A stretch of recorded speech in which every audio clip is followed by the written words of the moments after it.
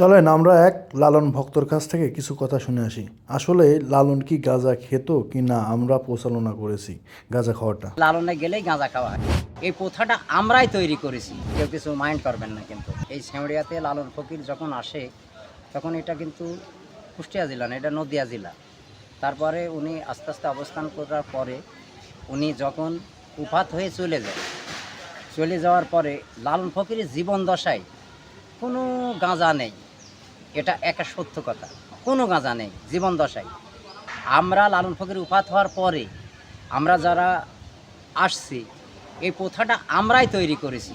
এই গাঁজা খাওয়াটা লালন মানেই গাঁজা, এম্মা সারা বিশ্বের নাম আছে যে লালনে গেলেই গাঁজা খাওয়া হয়। কিন্তু এই প্রথাটা লালনের দর্শনের থেকে, লালনের জীবন দশার থেকে আসি নাই, আইছে আমাদের থেকে। তো এই যে গাঁজা, লালন ফকির কোনোদিন গাঁজা খাতেন না। বা লালনের যিনি ভক্ত ছিল একজনের নাম, ওনার নাম ভাঙর শাহ। ভাঙর শাহ উনি ঘোড়ার ঘাস কাটতে, লালনের ঘোড়ার।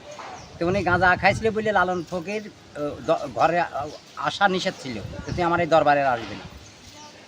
পরবর্তীতে যাই হোক, গাঁজা যে বলা হয় যে লালন মানেই গাঁজা, না না, লালন ফকির পান খাতেন উনি কাঁচা সুবারি দিয়ে জীবিত থাকতে।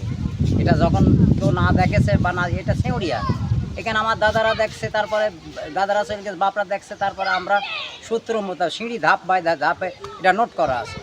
গাঁজা লালন ফকিরের জীবন দশায় নেই, এটা সাধুরা পরিচালনা করে না। স্যার কিছু ম্যান আছে, কিছু লোক আছে, এটা রাইটভাবে বলতে গেলে চলে কি জানেন, অনেকজন আমার পারে মাইন্ড করতে পারে, মাইন্ডের কিছু না, এটা ব্যবসায় পরিণত।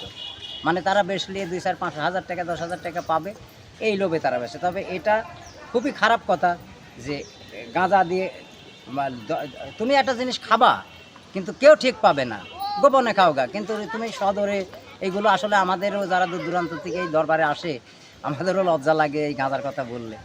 তো এই হচ্ছে ব্যাপার। তো লালনের জীবন দশায় কোনো গাঁজা নেই, এটা সত্য কথা। যদি কোনো লোক আইসে বসতে হয় তাহলে বসবেন, এটা এই এলাকার ছেঁড়িয়ার যারা প্রবীণ আছে তাদের নিয়ে বসবেন, দেখবেন আপনার ধাঁধা কাটিয়ে যাবে, বাস্তবতায়। কিন্তু এটা আমরা পরিচালনা প্রথা তৈরি করে নিয়েছি। ধন্যবাদ আপনাকে, আমি সালাম শাহ, কেউ কিছু মাইন্ড করবেন না কিন্তু।